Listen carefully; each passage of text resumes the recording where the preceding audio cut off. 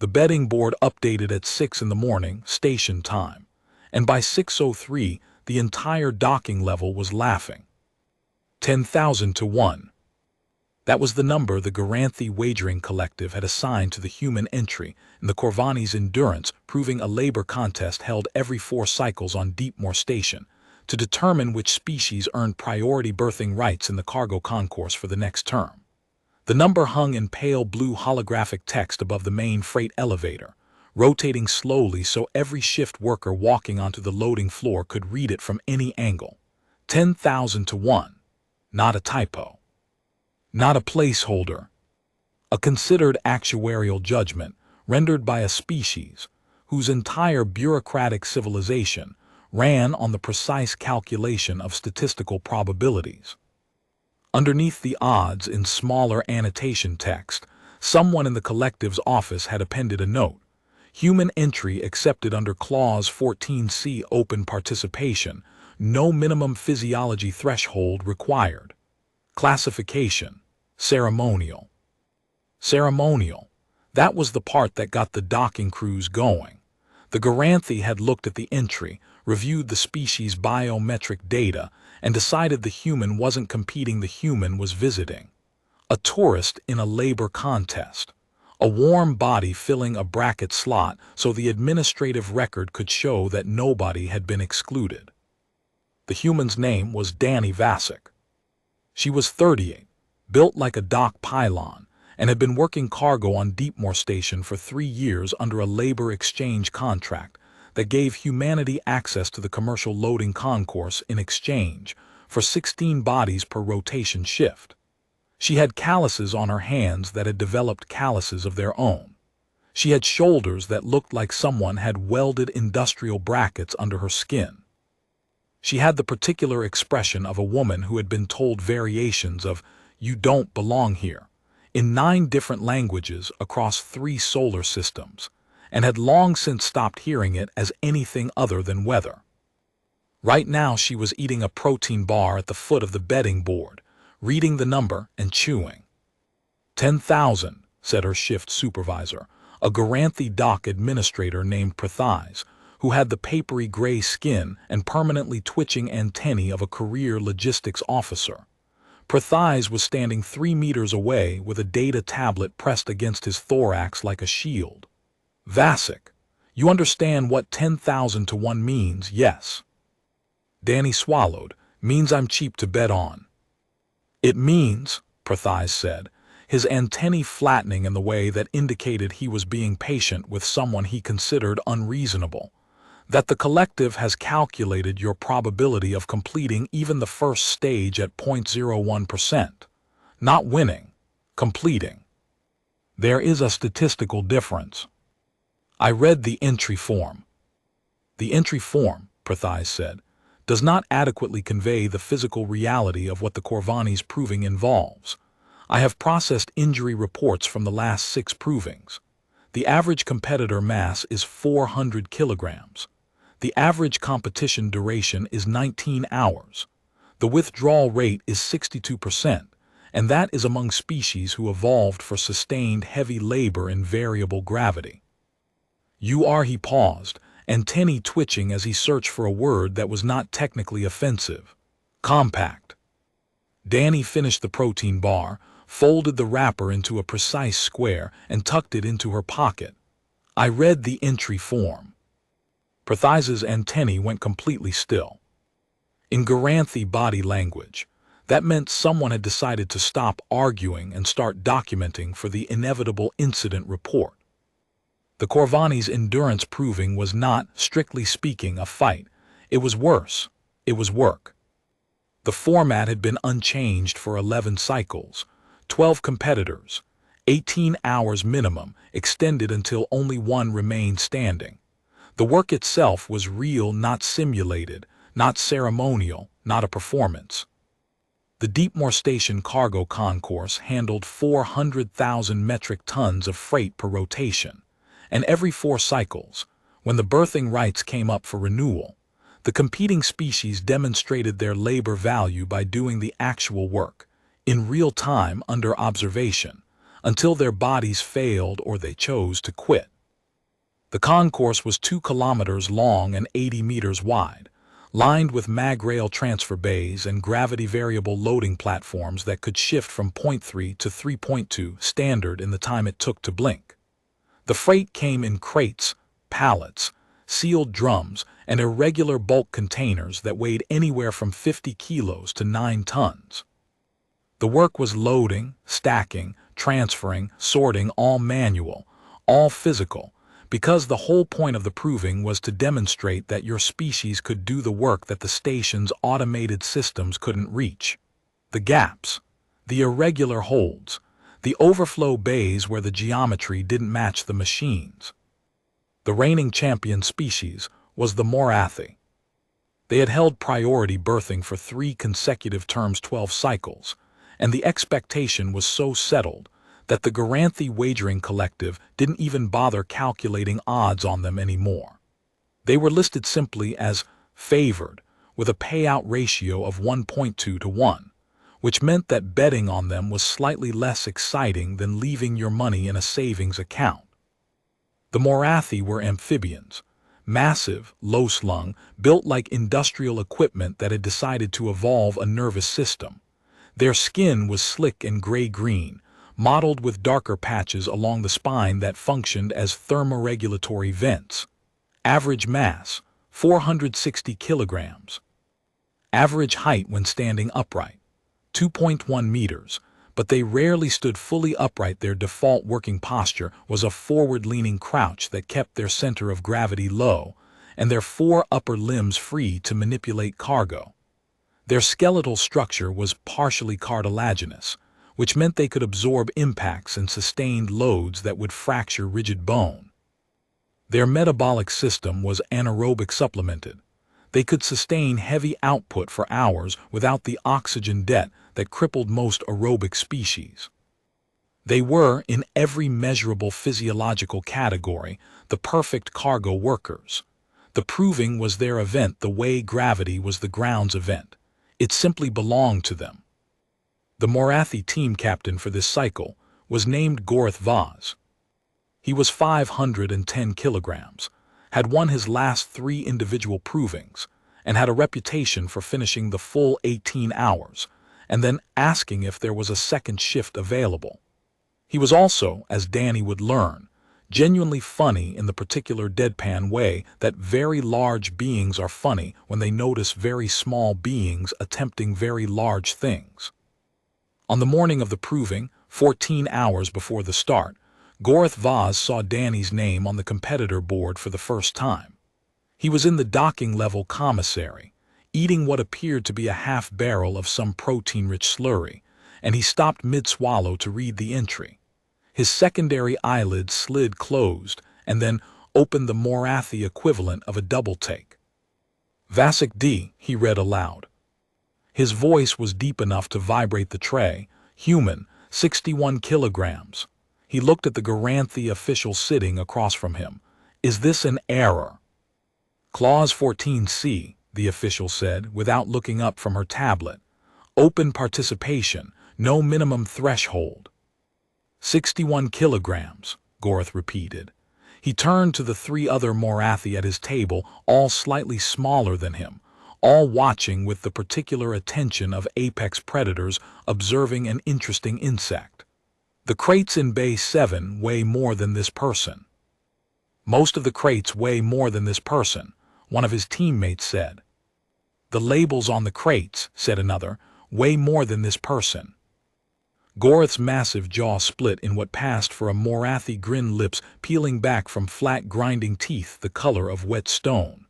Who set the odds? The collective, 10,000. Gorth considered this. His secondary eyelid cycled again. That seems generous. The table erupted deep, wet Morathi laughter that shook the commissary trays and drew stares from a cluster of Garanthi technicians, eating their midday nutrient paste 2 tables over. One of the technicians, a junior data analyst named Vethais, looked up from her meal, saw the Morathi team laughing at the competitor board, and filed a brief note in her personal log. Species 4417, human entry has generated significant recreational commentary among favored team. Morale impact, positive for Morathi. Relevance to outcome, negligible. She was wrong about the last part, but she wouldn't know that for another 37 hours. Word traveled fast on a station the size of Deepmore. By the time second shift started, the human entry was common knowledge. Not controversial knowledge. No one was debating whether Danny Vasic had a chance. The question simply didn't arise. The entry was discussed the way people discuss a scheduling error that hasn't been corrected yet, or a piece of station art that someone put in an odd location. A curiosity, a footnote, a thing that was technically happening but did not require serious attention. In the Morathi team quarters, Gorath's support staff reviewed the full competitor list and assigned threat assessments to each entry. The Keldrathi received a 7 out of 10 dangerous in the heavy bays, limited by its own mass in sustained work. The Vrethki pair received a 4 fast but fragile, likely to fracture before hour 8. The Orishan relay team received a 5 clever strategy, but their nervous systems would burn out. The human received no number. The assessment field simply read, N.A. non-competitive entry.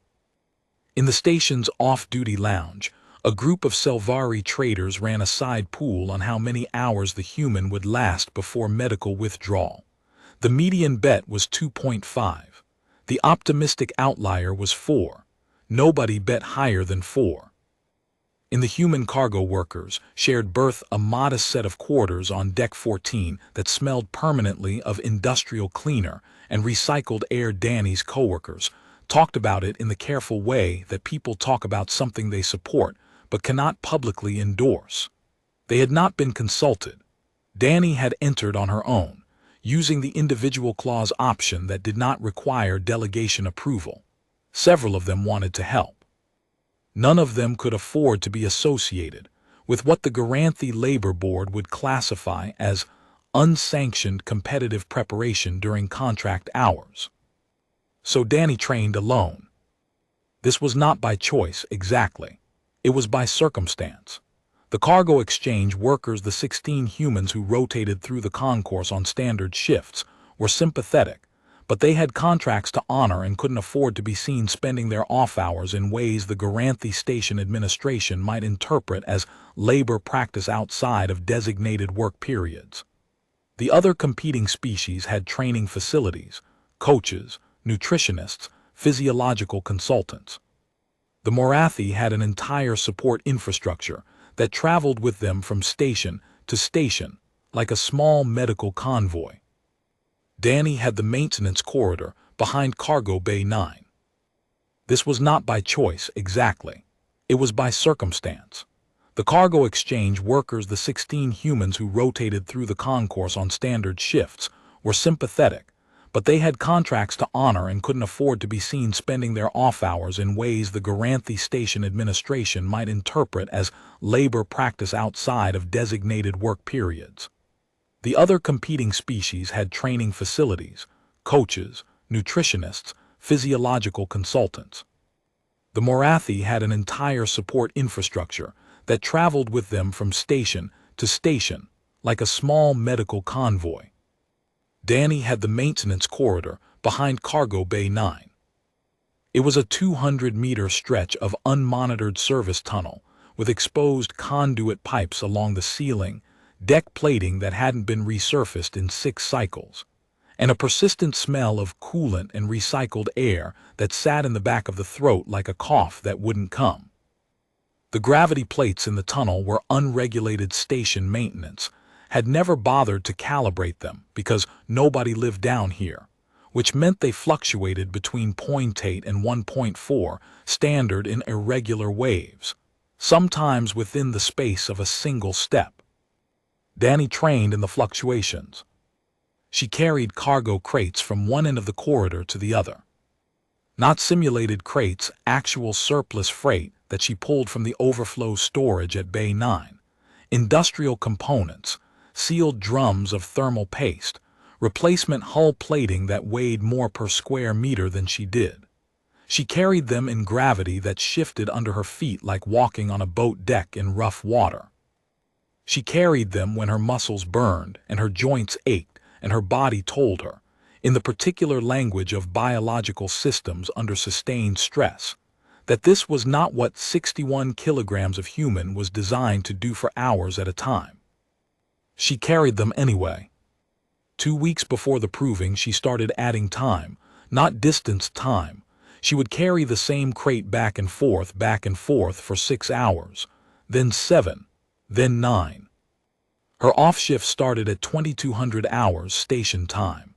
She would eat, sleep 4 hours, report for her actual work shift at 0600, work 10 hours of standard cargo rotation, clock out, eat again, and walk back into the maintenance corridor at 2200.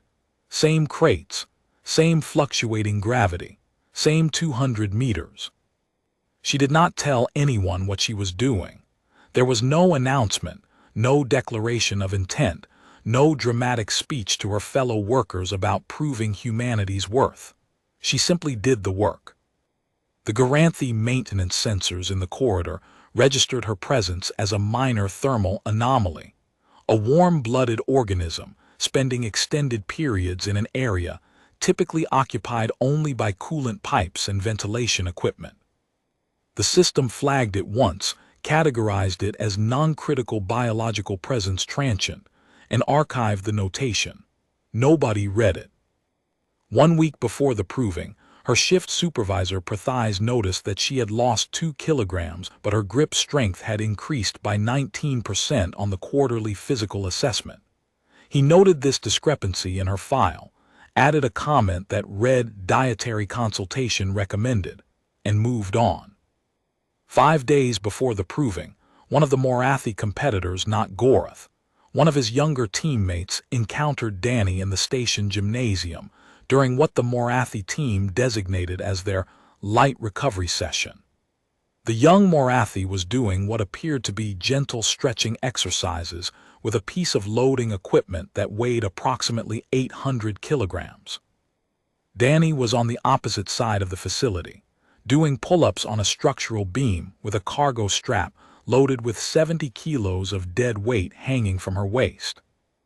The young Morathi watched for approximately 30 seconds, performed the mathematical conversion from human body mass to additional load ratio, and then went back to stretching. Later, in the Morathi team quarters, he mentioned it to Gorath. The human was training, he said. Gorath's secondary eyelids cycled. Training for what? The proving, presumably. Gorath considered this for a moment. His massive shoulders shifted the Morathi equivalent of a shrug that moved approximately 100 kilograms of tissue. Good for her, he said, and then, after a pause, it won't matter. He wasn't being cruel. He was being accurate. In 460 kilograms of evolved amphibian engineering, there was simply no framework for understanding what 61 kilograms of human stubbornness could accomplish over time. The math didn't support it. The biology didn't support it. The 11 cycles of proving history didn't support it. Gorath Vaz was a decent being who respected effort, and he genuinely believed the human would collapse within the first 3 hours and be carried out by medical staff. 3 days before the proving, the station entertainment network ran a segment on the upcoming competition. It was 8 minutes long. 7 minutes and 40 seconds covered the Morathi team's preparation, their physiological advantages, their historical dominance, and an interview with Gorath in which he described his approach to the proving as the same as last time I show up. I work. I leave when there's no one left. The remaining 20 seconds covered other entries of note, which included a single sentence about the human. A cargo worker from the Human Exchange Program has registered under Clause 14C, the open participation provision.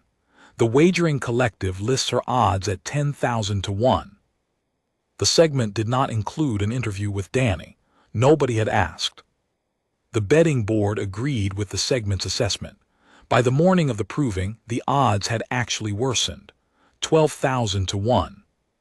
Someone in the collective's actuarial department had reviewed Danny's biometric data one final time, noted her mass relative to the average crate weight in the active bays, and adjusted the number upward. A small crowd of off-duty station workers had gathered beneath the board to watch the final numbers lock in, and when the humans' line updated from 10,000 to 12,000, there was a sound that rippled through the gathered species like a wave clicking mandibles, vibrating thorax plates, wet amphibian coughs of amusement, the thin whistling that the Selvari produced when something was beneath their dignity but still somehow entertaining. Danny walked past the board on her way to the staging area. She did not look up. The proving started at 0800 station time. 12 competitors, 12 starting positions along the 2-kilometer concourse, evenly spaced so each had equal access to the active loading bays. A horn sounded low, resonant, felt in the chest more than heard, and the freight began to move. The first 3 hours were not dramatic, they were simply work. The Morathi set their pace immediately, a steady, grinding rhythm of lift, carry, place, return. Their 4 upper limbs worked in coordinated pairs, passing crates hand over hand in a motion so efficient it looked choreographed. Gorath Vaz alone moved 38 tons in the first hour. His team logged a combined 140. The concourse floor vibrated under their collective mass like a drumhead. The other species worked their own rhythms.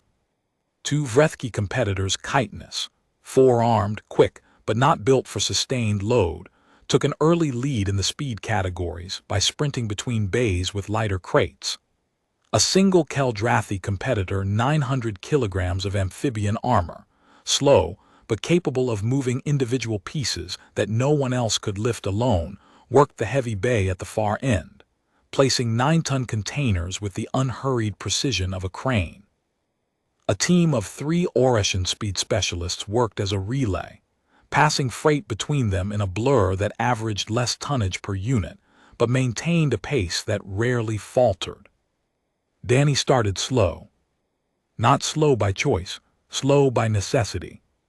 Her first crate weighed 300 kilograms, a sealed drum of industrial coolant, and it took her 19 seconds to position it on the mag rail transfer platform, using her legs, her back, and a loading technique she had spent 3 years perfecting on this exact concourse during her regular shifts.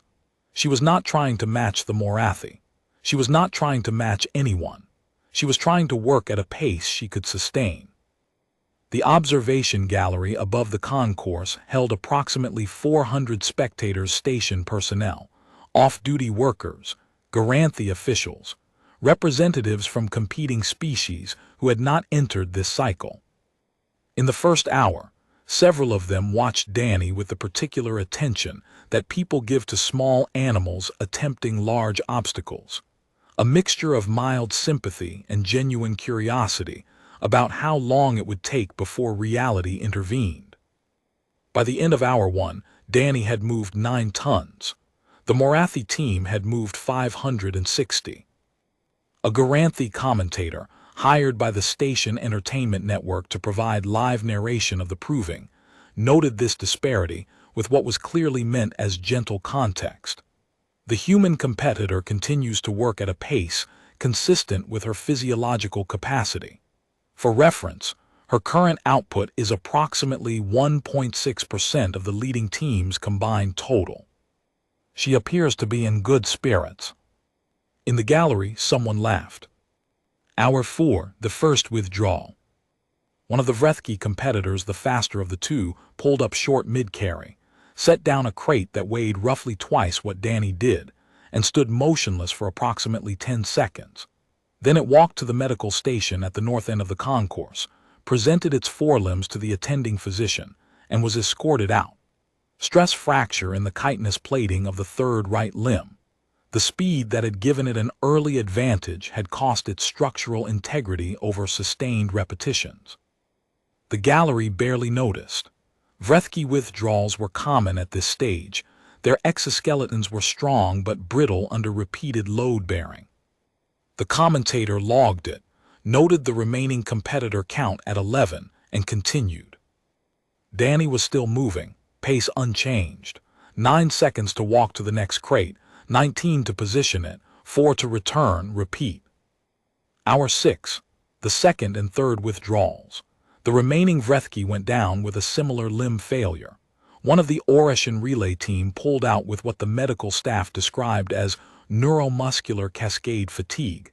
The fast-twitch nervous system that gave them their speed had burned through its reserves and simply stopped firing.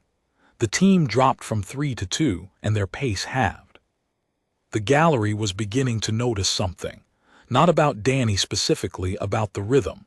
The Morathi were steady, grinding, dominant. The Keldrathi was immovable at the heavy bay. The two remaining Oreshans were struggling but still present. And the human, the 61-kilogram human who the collective had valued at 12,000 to 1, was still walking. Same pace, same technique, same 19-second positioning cycle that had not varied by more than a second since the horn sounded 6 hours ago. A Garanthi official in the timing booth leaned over to her colleague and said, "The human's output per hour has not decreased." Her colleague checked the numbers, blinked, checked again. "That's unusual. The average output decrease per competitor at hour 6 is 11%. The Morathi show a 3% decrease, which is exceptional. The human shows 0.1 within measurement variance. Her pace is identical to hour 1. The colleague's antennae twitched. That can't be sustained. No, the official agreed. It can't. They went back to their tablets. Hour 9. The halfway mark for a standard proving. 5 competitors withdrawn. 7 remaining. The concourse floor was slick with the thermal runoff that the Morathi produced under sustained exertion. Their skin leaked a clear, viscous coolant that pooled in the deck seams and made the surface treacherous for species that relied on friction. The Garanthi maintenance crew was supposed to clean it at intervals, but the protocol had been written for a concourse occupied by Morathi and Keldrathi, not by a 61-kilogram biped whose feet were approximately 1/8 the surface area of the nearest competitor. Danny slipped once, caught herself on the edge of a mag rail platform with one hand, rebalanced, and continued. She did not look at the gallery. She did not look at the Morathi working 3 bays away. She looked at the next crate. She walked to it. She moved it. Gorth Vaz saw her catch herself. He was mid-carry, a 4-ton industrial housing that he had balanced across his upper shoulders like a cape, and he paused for approximately 1.5 seconds to watch the human recover and continue. His secondary eyelids cycled. He said nothing. He continued working. But something shifted in his jaw. The grin he'd worn since the start, the relaxed, easy expression of a being doing what it was built for, tightened by a fraction. Not concern, not respect, something in between. The look of someone noticing that a fact they had taken for granted was developing a footnote. Hour 10. A small thing happened that nobody commented on at the time, but that the Garanthi replay analysts would later flag as significant. A crate jammed. Standard Freight, a 600-kilogram industrial housing unit, had wedged itself in the transfer rail at an angle that the automated system couldn't clear. It was in Bay 4, Danny's section. The protocol for a rail jam was simple. Flag the bay as inactive, reroute freight to the adjacent bay, and wait for the maintenance crew to clear it during the next scheduled interval. No competitor was expected to clear a jam manually. It wasn't part of the proving scoring. Danny cleared it. She spent 47 seconds studying the angle, found the pressure point where the housing's center of gravity intersected the rail edge, braced her feet against the base of the adjacent platform, and levered the crate free using her body weight as a fulcrum and a loading hook as an extension. The housing slid back onto the rail. The automated system resumed, and Danny returned to her normal cycle without breaking stride. The Garanthi maintenance crew, who had been dispatched to clear the jam and were halfway across the concourse in their utility cart, arrived at Bay 4 to find it already operational. The lead technician looked at the cleared rail, looked at the human who was already carrying her next crate, and noted in his maintenance log, "Jam cleared by competitor. Method: manual. Time: 47 seconds. Standard automated clearance estimate: 8 minutes." He did not flag this. It was not, technically, relevant to the proving scoring system, but it sat in the maintenance record like a seed that hadn't sprouted yet. In the gallery, one person noticed. A Morathi spectator, an older female, not part of the competing team but clearly familiar with cargo work based on the wear patterns on her limbs, leaned forward and tracked Danny's motion from the jam clearance back to her standard cycle. Her secondary eyelids were half closed, not in contempt, in focus, the expression of someone recalculating something they thought they already knew. Hour 11. The remaining Orishan relay team withdrew. Neuromuscular cascade, both members. They were carried out on stretchers, their limbs locked in the extended position that indicated total system failure. The Keldrathi, still working the heavy bay with mechanical precision, showed its first sign of fatigue, a 2-second pause between lifts that had previously been instantaneous. Hour 12. The betting board updated for the first time since the proving began. The collective's algorithm ran on a 30-minute cycle during active events, but for the first 11 hours it had produced no meaningful changes. The odds had remained static because the outcome trajectory matched the model's predictions. Competitors were withdrawing at the expected rate. The Morathi were performing within their projected parameters. Everything was proceeding as calculated. But at hour 12, the algorithm encountered a data point it could not reconcile.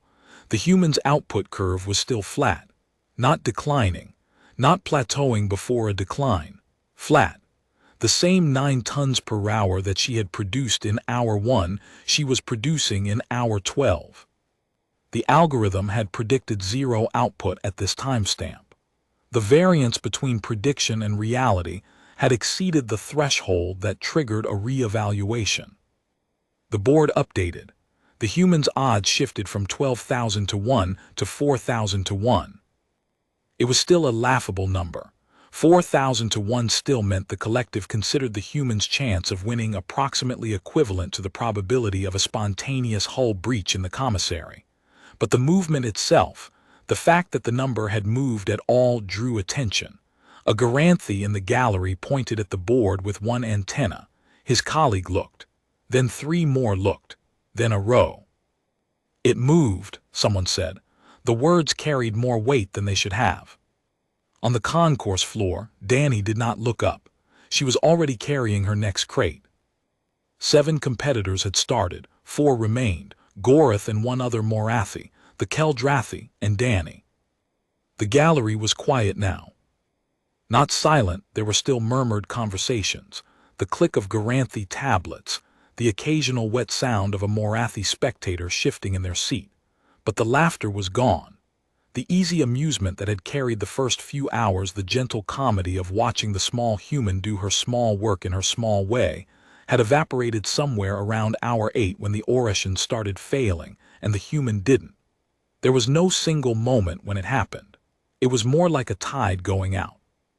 The joke simply stopped being funny, and nobody could identify exactly when. The commentator had shifted tone. Earlier, the human competitor continues her steady pace. Now, Vasek remains on the concourse. Her output has not declined. Same information, different register. Hour 13. The second Morathi withdrew. This was significant. Morathi did not withdraw from provings. They were the species that defined the event. Their physiology was built for this, the sustained output, anaerobic supplemented, cartilaginous skeleton biology that had made them the dominant cargo species in this sector for 3 consecutive terms. When a Morathi withdrew, it meant something had genuinely failed. The competitor, one of Gorath's teammates, 430 kilograms, 7 cycles of proving experience, walked to the medical station with the careful, measured steps of a being whose body was telling him things he didn't want to hear. Joint compression in the lower thoracic cartilage. 12 hours of sustained 400+ kilogram loading had finally exceeded the regeneration rate. He would recover, but not today. 3 competitors remained: Gorth Vaz, the Keldrathi, and Danny. The betting board still active, updated. The collective's algorithm processed the new competitor field, recalculated the probability distributions, and posted revised odds. Gorth, 1.1 to 1. The Keldrathi, 3 to 1. The human, 800 to 1. 800. Not 12,000, 800. The number hung in the air above the freight elevator, rotating slowly, and for the first time since the proving started, people in the gallery were looking at it differently. Not because 800 to 1 meant the human was likely to win, it didn't. It still meant she was almost certainly going to fail, but because the number had moved. It had started at 12,000 and it was now at 800, and the direction of that movement said something that the number itself didn't. It said she's still there. Hour 15. The Keldrathi withdrew. 900 kilograms of amphibian armor, evolved for deep pressure environments, built like something you would use to breach a fortified position, and it walked off the concourse with its limbs trembling and its pressure hide flushed dark with exertion. The medical staff noted systemic compression fatigue and circulatory pressure imbalance consistent with sustained output beyond evolved parameters. In simpler terms, it was too heavy to carry its own weight for that long while also carrying everything else. 2 competitors, Gorth Vaz, 510 kilograms of Morathi endurance champion, and Danny Vasic, 61 kilograms of human cargo worker. The gallery was full now. Word had spread through the station, not dramatically, not through any announcement or alert system, just through the quiet, efficient mechanism of beings telling other beings that something was happening that shouldn't be happening. Off-duty workers drifted toward the observation level. Garanthi administrators who had no business being away from their posts appeared at the gallery, railing with tablets they weren't looking at. A delegation of Selvari traders who had been in a pricing negotiation, 3 levels up, simply stopped negotiating and took the elevator down. The betting board updated again. Gorth 1.1 to 1, unchanged. The human 200 to 1. 200. From 12,000 to 200 in 15 hours. The number was still enormous, still said, in the collective's precise actuarial language, that the human was almost certainly going to lose, but its movement had become its own story. People were watching the board now as much as they were watching the concourse. Every time it ticked downward, a sound moved through the gallery like a held breath being released. On the concourse floor, Danny worked. Her pace had not changed. That was the thing that was making people stare now, the thing that had shifted from amusing to confusing to something else that nobody in the gallery had a word for. 15 hours, same pace, 9 seconds to walk, 19 to position, 4 to return. The same technique, the same measured steps, the same expression on her face, which was no expression at all. Not determination, not pain, not defiance, just the flat, inward look of someone doing the next thing. Her hands were bleeding. The cargo straps had worn through her work gloves sometime around hour 10, and the repeated friction against crate edges had opened the skin along both palms in parallel lines that leaked red onto the deck plates. She hadn't stopped for medical attention. She hadn't wrapped them. She simply continued to grip and lift and carry with hands that were increasingly red and raw, and the blood mixed with the Morathi thermal coolant on the deck plates in thin pink trails that marked her path like a map. She was hurting. Anyone watching could see it, the slight tightening at the corners of her eyes, the way her jaw was set, the almost imperceptible shortening of her stride that said something in her lower back, was making requests she was choosing not to honor. But she wasn't slowing. The Garanthi timing officials had been checking her pace every 30 minutes since hour 6, and the variance was within 2%. She was doing the same work at the same speed she had done it at the start. A Garanthi commentator, not the entertainment one, a different one, an actuarial analyst from the wagering collective who had been brought in to explain the odds to the network audience, said, "We are encountering a modeling error." The network host asked what that meant. "It means," the analyst said, her antennae perfectly still in the way that indicated she was choosing her words very carefully, "that our physiological models predicted a decline curve for the human competitor that has not materialized. The predicted output at hour 15 was 0. She should have withdrawn by hour 4 at the latest. Instead, her output curve is flat. We are recalculating." Recalculating what? The analyst's antennae twitched once. Our understanding of human endurance. Hour 16. Gorath Vaz did something he had never done in 11 cycles of competitive proving. He paused. Not a withdrawal, not a rest. Just a pause, 5 seconds of standing motionless with a 3-ton cargo housing balanced across his upper arms. His secondary eyelids closed. His massive chest expanding in a way that said his anaerobic supplemented system was, for the first time, asking for a moment. 5 seconds. Then he continued. The housing landed on the mag rail platform with a thud that Danny felt through the deck plates 30 meters away. Gorath rolled his upper shoulders, a motion that moved an amount of muscle mass roughly equivalent to Danny's entire body weight, and walked to the next crate. But he looked at her. It was brief, a half-second glance across the concourse, his deep-set eyes finding the small human figure moving between bays with her bloody hands and her steady pace and her complete, absolute refusal to be anywhere else. His jaw tightened. Not a grin this time, not amusement, something else. He looked away. He picked up the next crate. He worked. But the pause had been seen. The gallery had seen it. The timing officials had logged it.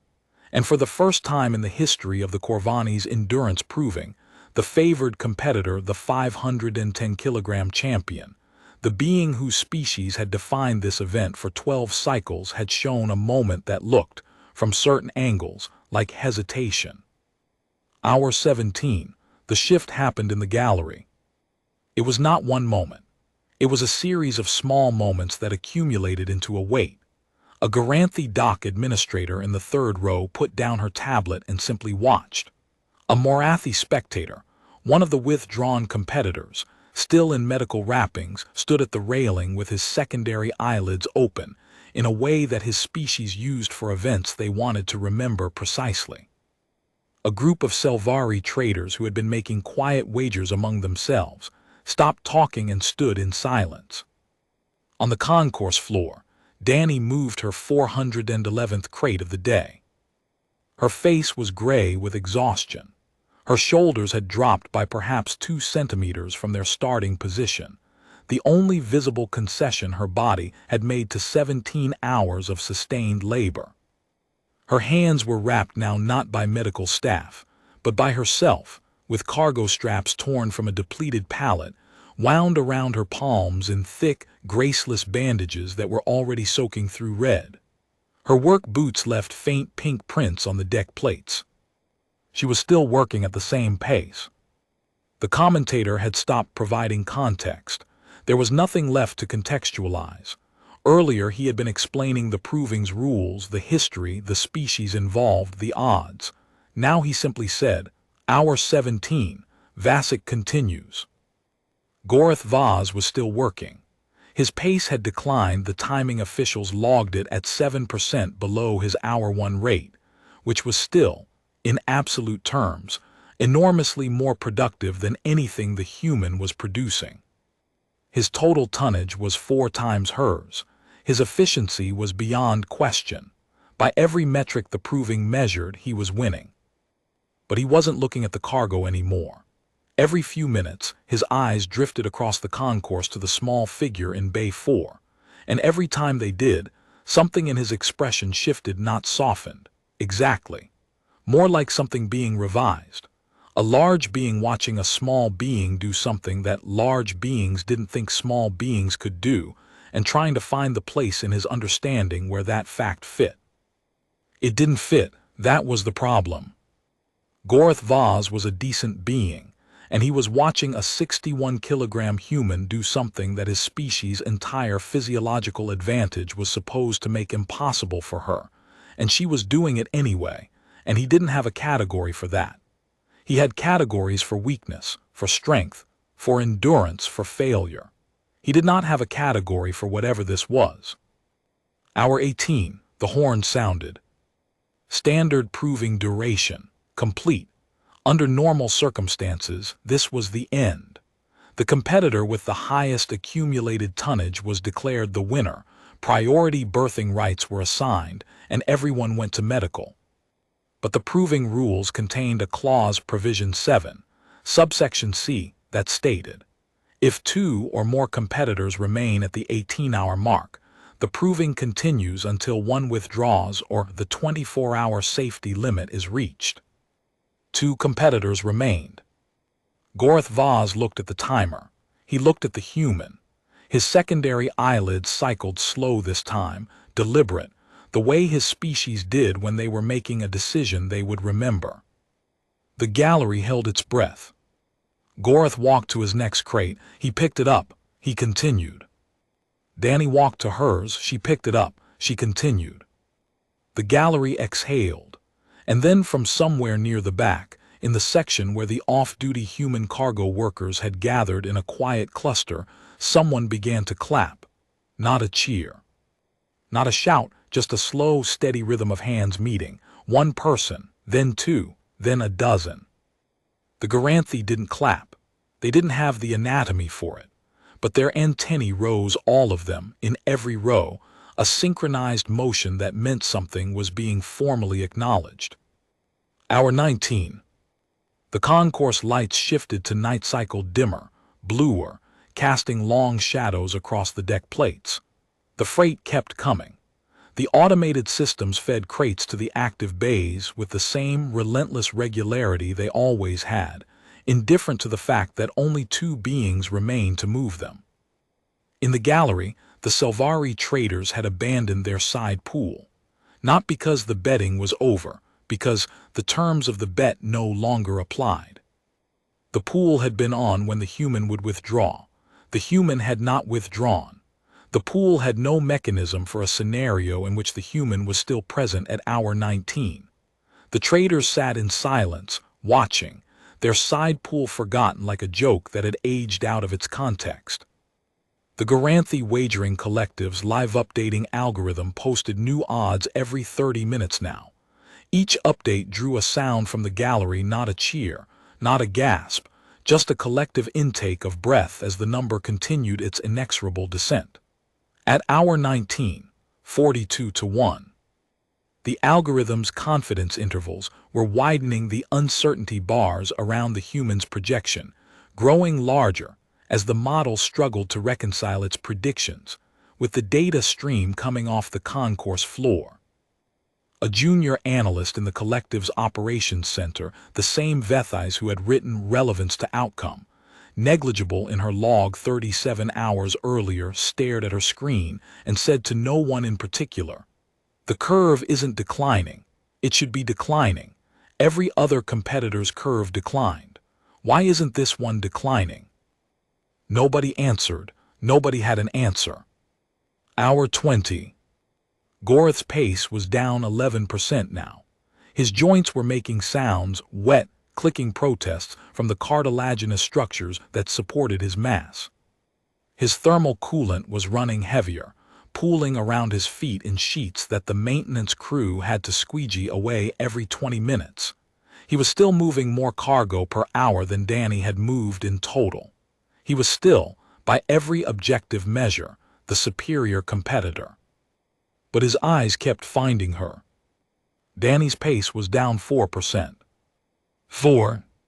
20 hours of sustained heavy labor, and her pace was down 4%.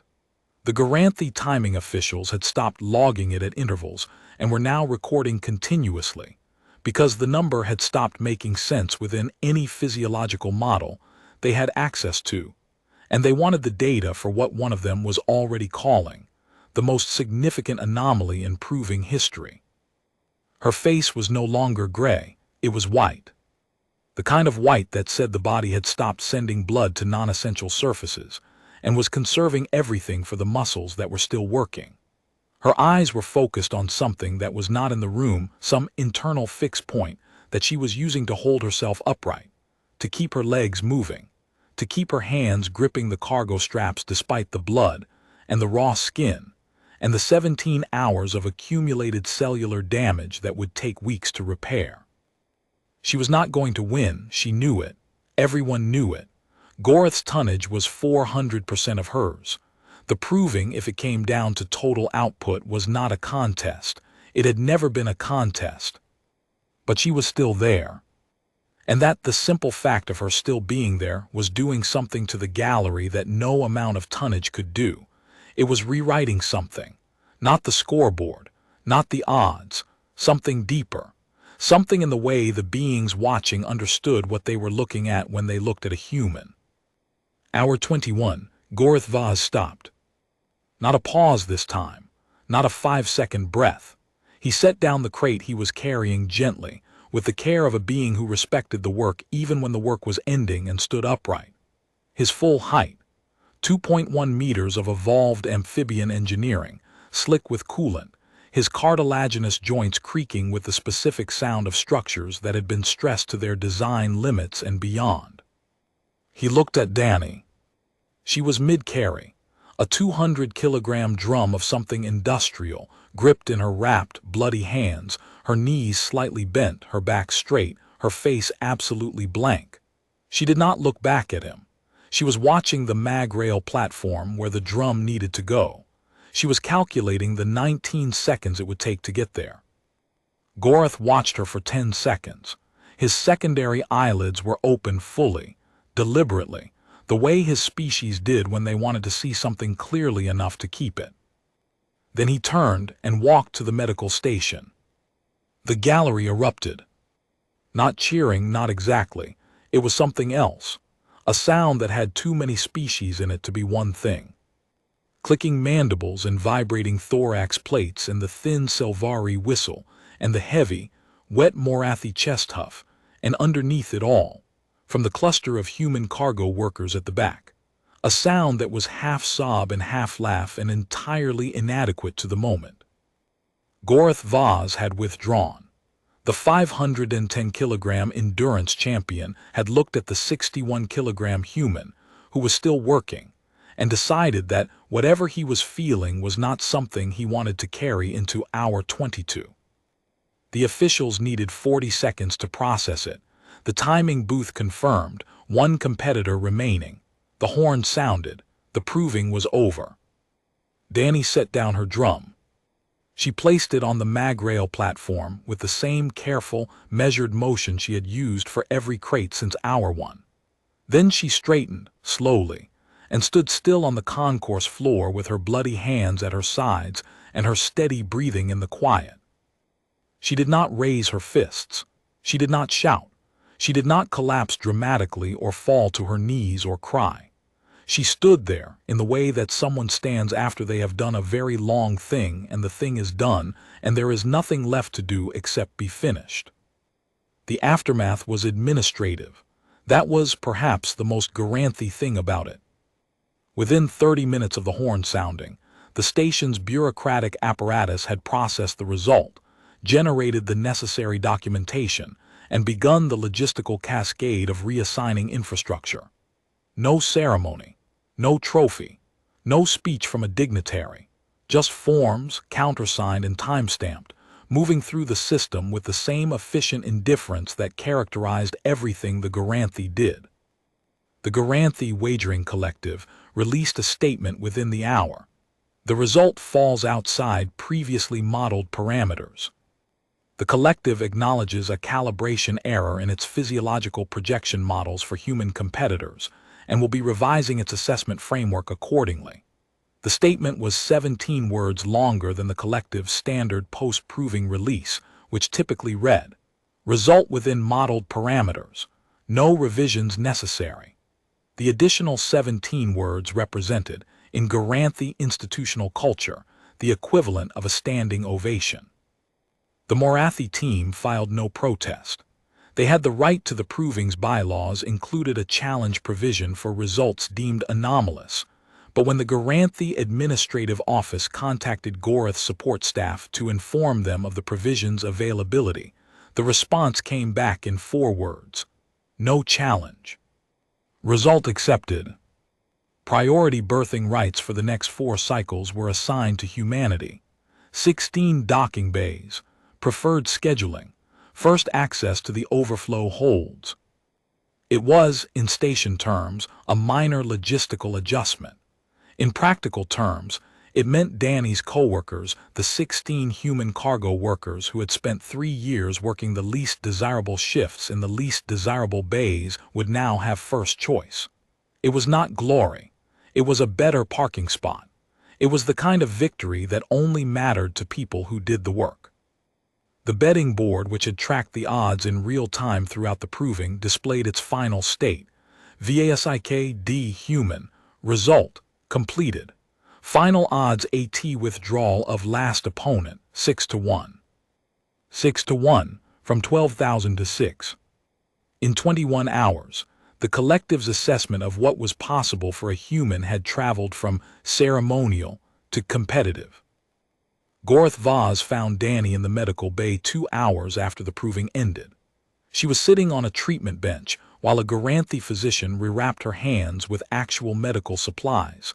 The cargo strap bandages she had improvised had been peeled off and discarded, and the physician had made a sound when she saw what was underneath that was not, technically, a Garanthi word but communicated effectively regardless.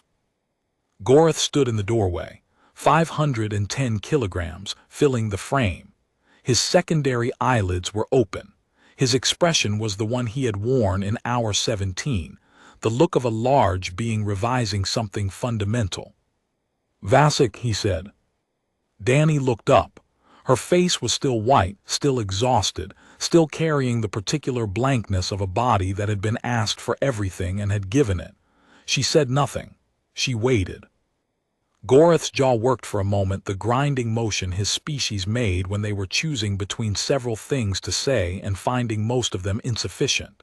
Then he said, "I've competed in 11 provings. Won 9. I've never withdrawn." Danny waited. "I withdrew," he said, "because I did not want to see what happened to you if I stayed." Danny considered this. Her bloody, newly wrapped hands rested in her lap. Her breathing was steady, slower than it should have been, maybe, but steady. The same rhythm it had been for 21 hours. "I wasn't going to stop," she said. Gorath's secondary eyelids cycled, slowly, once. "I know," he said. "That is why I left." He stood there for another moment, filling the doorway, looking at the small human with her wrecked hands and her flat expression and her absolute, unmoving refusal to have been anywhere else. Then he nodded a motion that moved his entire upper body and walked away. The medical bay was quiet. The physician finished wrapping Danny's left hand, moved to the right and worked in silence. Outside, the station continued its rotation. The cargo concourse, freshly cleaned of Morathi coolant and human blood, hummed with the automated systems preparing for the next shift. In the gallery above, the betting board had gone dark. Its last display VASIK-D.